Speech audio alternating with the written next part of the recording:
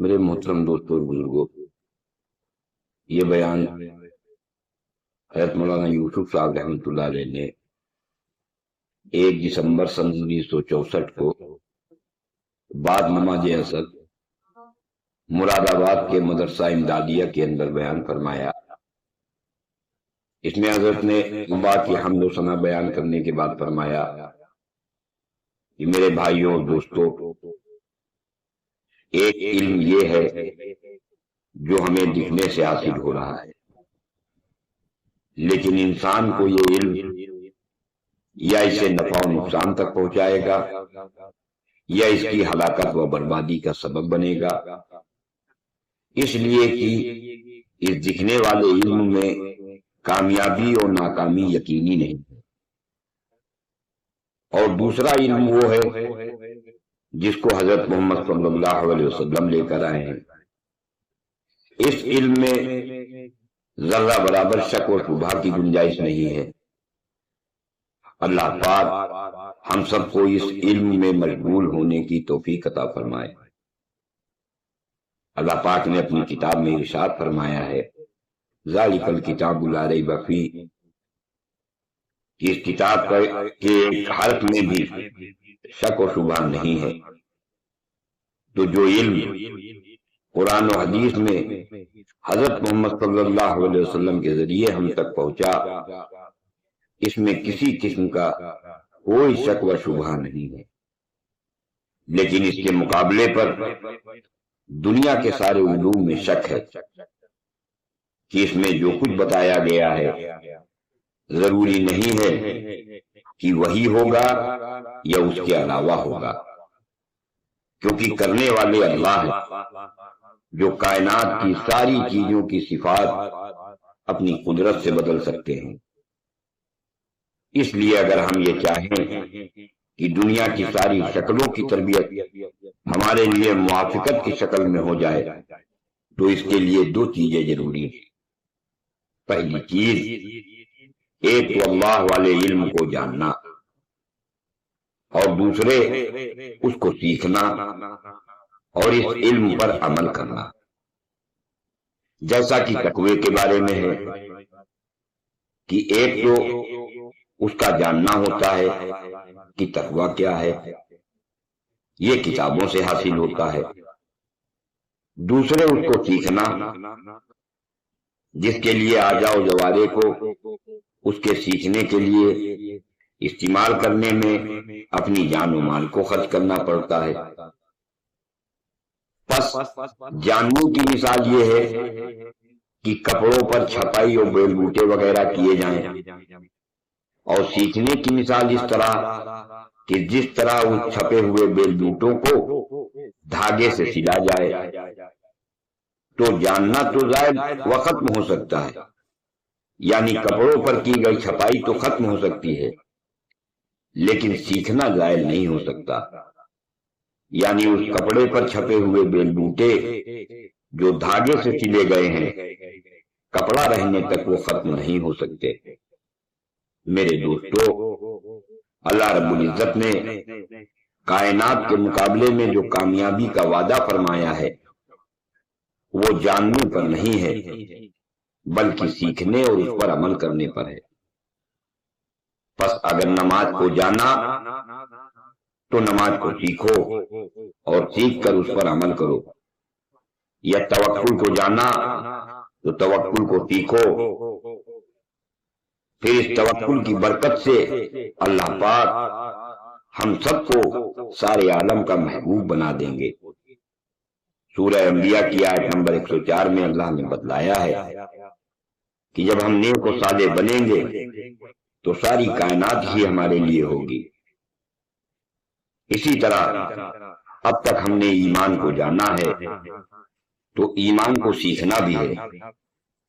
تم نے ایمان کو پڑھا ہوگا یا سنا ہوگا، تعلمنا الایمان ثم تعلمنا القرآن، کہ صحابہ فرماتے ہیں ہم نے پہلے ایمان سیکھا پھر قرآن سیکھا، جس کی وجہ سے ہمارا ایمان بڑھ گیا۔ تو اب تک ہم نے ایمان کو جانا ہے اور اب ایمان کو سیکھنا ہے کہ جو پڑھا ہے وہ تو ہے جاننا، اب جانے ہوئے کا یقین اندر بنانا، یہ ایمان کا سیکھنا ہے۔ آج طالب علم بغیر ایمانیات کی محنت کے علم حاصل کر رہا ہے کہ ایک طالب علم بنیاد سے چلتا ہے، پھر شرح جامی کے قریب پہنچتا ہے۔ اب اگر کسی نے اسے مولوی صاحب کا کہہ دیا تو اس طالب علم نے یہ سمجھا کہ میں جان گیا، میں مولوی ہو گیا، تو یہ طالب علم ابو جہل اور امیہ بن خلف سے آگے نہیں بڑھا۔ صحابہ کے دور میں علم کی دو قسمیں تھیں۔ 13 سال مکی زندگی میں علم موہبات کے یقین کے ساتھ آتا رہا۔ یہود کے پاس علم تھا، یقین نہیں تھا، حالانکہ وہ تورات پڑھتے تھے۔ آج بھی یہود جیسا حال ہے کہ لوگ قرآن پڑھتے ہیں پر ان کا یقین شکلوں کے ساتھ ہے۔ اس لیے ہمیں یقین کا امتیاز پیدا کرنا ہوگا۔ اسے سمجھو کہ یقین نہیں آیا بلکہ پڑھ کر علم آیا ہے، اس لیے اب اس پر محنت کرنی ہے۔ اس کے لیے ایمانیات کا شروع سے مذاکرہ ہونا چاہیے۔ اس علم کو ملک و مال کے نقصوں سے استغنا کے ساتھ حاصل کرنا ہے، اور یہ اس وقت ہوگا جبکہ ملک و مال سے استغنا والے ماحول اور اس پر محنت کرنے والے ماحول میں لگ کر ہم محنت کریں۔ تبلیغ میں نکل کر اس علم کا یقین بنانا ہے۔ علم و عمل تو ہے لیکن یقین نہیں ہے۔ آج تو امت سے تینوں چیزیں نکل گئی ہیں، علم بھی نکل گیا، یقین بھی نکل گیا اور عمل بھی نکل گیا۔ میرے دوستو، اسلام زندگی بنانے کا نام ہے۔ آج امریکہ اور روس چاند پر جانے کی کوشش کر رہے ہیں کہ وہاں پر جا کر آباد ہو جائیں، تاکہ جب زمین پر ہنگامہ ہو تو چاند پر چلے جائیں، جس کے ذریعے اپنے کو محفوظ کر سکے۔ حالانکہ یہ اس پر پہنچیں گے بھی اس سے پہلے مر جائیں گے، اس کا انہیں پتہ نہیں۔ حضور صلی اللہ علیہ وسلم نے اپنی انگلی مبارک سے چاند کی طرف جو اشارہ فرمایا تھا وہ معجزے کے طور پر ہے، حکم تشریح نہیں ہے کہ ہم کو بھی حکم ہو کہ ہم چاند کی طرف اشارہ کریں۔ لیکن جو نماز کے اندر تحیات میں شہادت کی انگلی سے اشہد اللہ الہ الا اللہ پر اشارہ ہے، وہ تشریح ہے جس کو ہمارے لیے طریقہ نبوی قرار دیا گیا ہے اور اس کے کرنے کا حکم دیا گیا ہے۔ یہ معجزے نبوت نہیں ہے بلکہ معجزے دلائل نبوت ہے۔